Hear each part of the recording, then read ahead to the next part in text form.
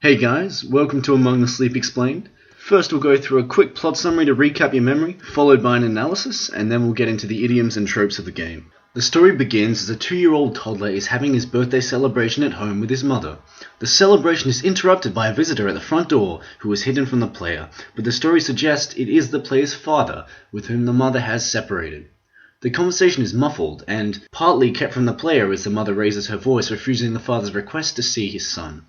The mother's angry tone frightens the toddler, whose fear is presented as blurred vision.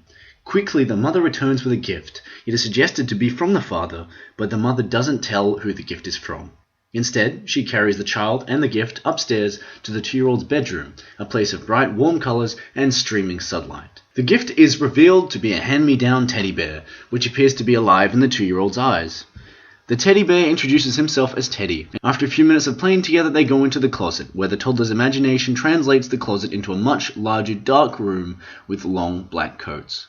Teddy explains that if the child gets scared in the dark, he can hug Teddy to feel more safe. The small adventure is ended by the mother finding them. She tells the child gently to stop hiding from Mummy and puts the 2-year-old to bed. The toddler wakes in the night to find Teddy being taken by an invisible entity, and the cot is overturned, again by an unseen hand. The player leaves the bedroom and rescues Teddy from drowning in a washing machine. The bear says that something is not right, and that they need to find Mother, who is somehow missing. The search translates into a journey through environments created by the child's imagination. The landscape's eerie design and monstrous threats suggest a psychological insight into the child's coping with his parents' breakup, as well as the mother's abusive treatment of him. Teddy instructs the player to find 4 memories the child had of happier times with his mother, that will lead him to her. The memories take the forms of 4 objects the child associates with his mother: her pendant from a necklace shown at the start of the game, the music box she plays to put him to sleep at night, a storybook, and the boy's toy pink elephant. Recurring themes found in the imaginary places include the child's toys, items from the family home, places the child has presumably visited, bottles of alcohol implicitly telling that the mother has a drinking problem, drawings made by the child, some showing the parents fighting over custody of their son, and others of the mother scaring her toddler, and a shadow-like monster that torments the player. The troll-like monster is an echo of a lullaby, Trollsmoor's Vagsang, excuse my German, hummed by the mother to lull the child to sleep. After the last memory is found, the child and Teddy are captured by a coated monster, and in the ensuing struggle, Teddy's arm is torn off. With all of the memories found, the child exits the closet and is back in his own room. He heads downstairs to find his mother crying in the kitchen, a damaged Teddy in one hand, a wine bottle in the other, revealing that the monster during the game was the mother losing her temper during her drunken moments. When the player attempts to retrieve the bear, the mother knocks her child over and shouts at the player to get away before she shows signs of remorse. The mother apologizes and tells the toddler she didn't mean to, and that it was all too much, implying that she was struggling as a single mother. There is a knock at the front door that the mother doesn't react to. Instead, she continues crying.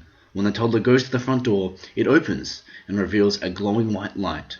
The player's father is heard talking to the child and then remarks upon Teddy's broken arm, stating that he can fix him. The game then ends with the father, child, and beloved toy reunited. The monsters.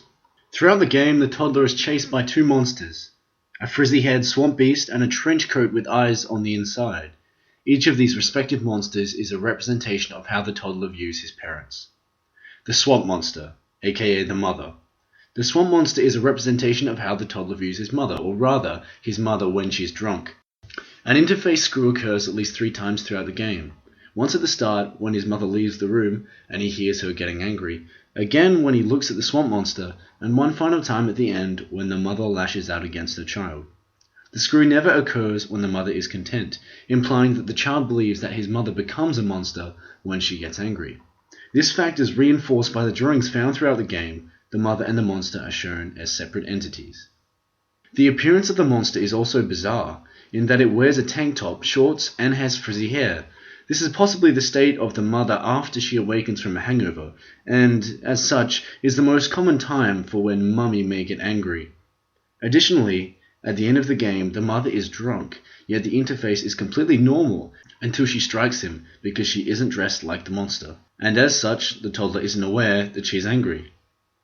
Notably, the monster chases the toddler on sight, but never outright looks for him. It's the mother trying to get him to piss off. The Trenchcoat Monster, aka the father. The Trenchcoat Monster is a representation of how the toddler views his father. The appearance is likely inspired by the big, long trench coat the father might wear.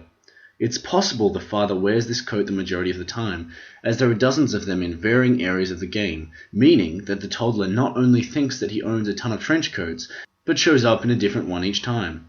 Judging by the sheer number of coats, he probably shows up a lot. Unlike the Swamp Monster, the Trenchcoat Monster seems to actively look for the child, reflecting how often the father comes by to try and take him from the mother. This is also reflected when the monster tries holding up the toddler when he falls down the hole. He's trying to save his life. Despite this, the toddler runs away like normal, meaning he may have a desire to stay with his mother. The Closet. The first time the toddler enters the closet is with Teddy, when there are trench coats everywhere. As previously mentioned, the father is linked to the trench coats, and is a positive figure, but here they're portrayed as ominous and fearful, reinforcing the child's fear of his father taking him away from his mother. Alternatively, they could be used as symbols of safety, just like the father. When the mother opens a closet, she specifically notes, "You need to stop hiding from Mummy," implying that this is where he hides when she's drunk, which is often. This comes into play at the end because whatever the hell happened the night before, it ended with Mummy crying and drunk on the floor with Teddy in one hand and the toddler hiding in his closet. The Well. Within the second level through the magic portal, there are a series of paintings showing a normal-looking woman drinking from a well and turning into the Swamp Monster. This shows that the toddler has some idea that the monster is created from drinking something, so the well represents the alcohol. Teddy also reads part of a book in the beginning that mentions thirsty animals upon a hill digging a well to find water before they die of thirst. This could represent the mother's desperation for alcohol or the mother's need to sober up before it destroys her completely. Thanks for listening, guys. I hope this was helpful.